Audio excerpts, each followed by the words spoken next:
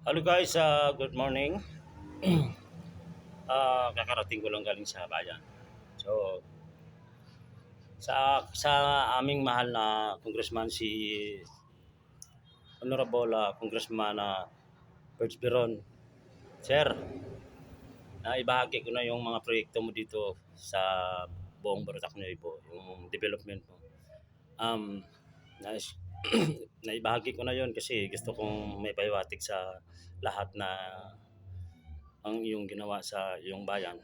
At alam ko marami ka ng ginawa na proyekto para sa Port District. Marami ng development. So, thank you so much, sir.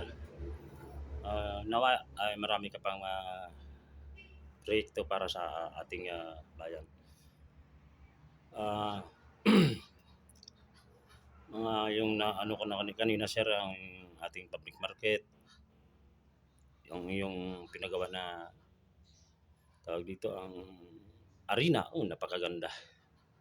Tapos ang ating eskwelahan, maraming development doon. Ang ating college, yun, bahagi ko na yun kanina. Tapos yung hospital, maraming development doon. At ang pinaka ano pa ang yung municipal hall natin ay napakalaki. So, thank you so much sa lahat ng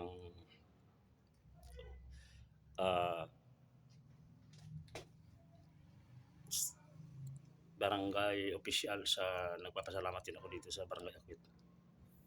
Sa lahat ng kapitan dito sa bayan ng Baratak Nuevo. Maligaya po tayo sa buong mundo.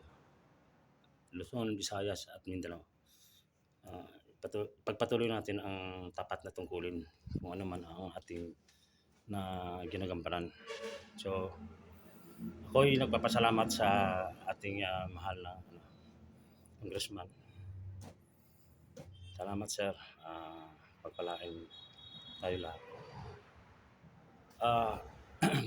Gusto ko palang i-shout out yung empleyado ng BDO kasi minsan pag may transaction ako dyan hindi ako makakita, so tinuturuan niya ako. Ma'am Mickey Inteng, ma'am, kumusta kayo dyan sa loob ng lahat ng mga kasamahan mo dyan? Shout out ko sila lahat sa BDO sa Baratak Nuevo.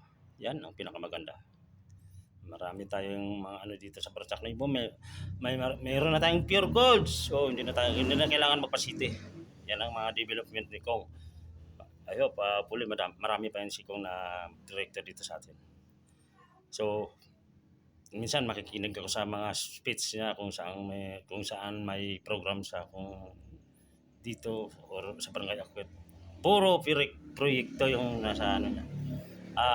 Sa madaling salita, napakanan ng dayan. Thank you, Kong. Thank you so much, guys. Have a nice day. God bless you all. I love you, Kong Mundo.